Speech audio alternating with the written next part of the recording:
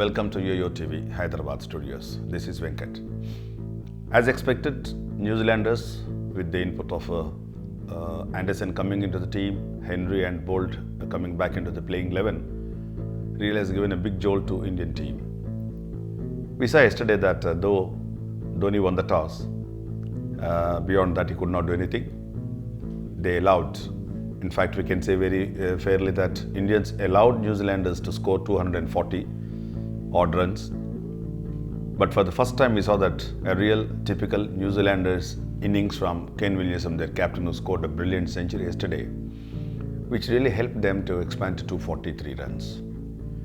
When chasing a score of 240-243, this Indian team without two regular openers in KL Rahul and Shikhar Dhawan, both of them are out because of injuries. Though they brought Rana back into the squad because of the injury, it did not take place in the second international match where Yadav continued to play. And Yuvraj Singh was not selected. What happened is Rohit Sharma and Rahane opened. Rahane, though a bit unlucky for getting out at 28, Rohit Sharma could not actually score much runs. We saw that even Virat Kohli failing yesterday.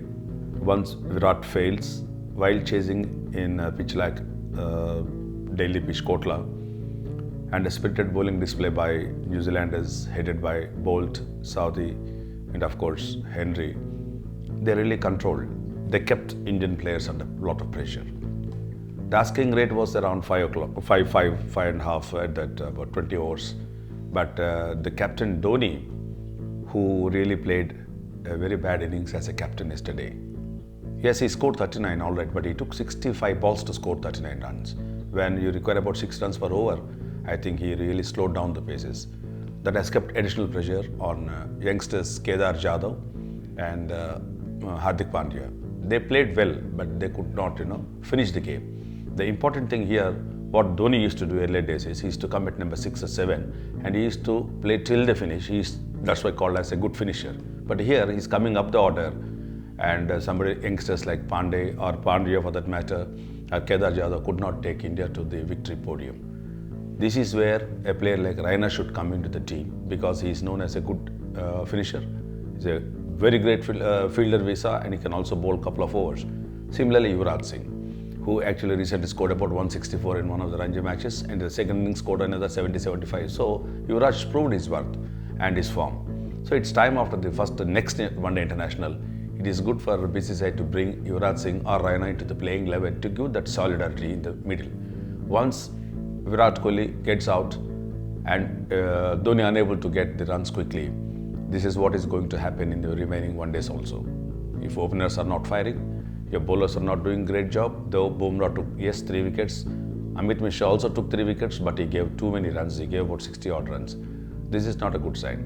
With about 6 matches to go before Champions Trophy next year in England, Indians should do their homework very, very quickly and see that a settled side goes to England to negotiate swinging ball in England pitches.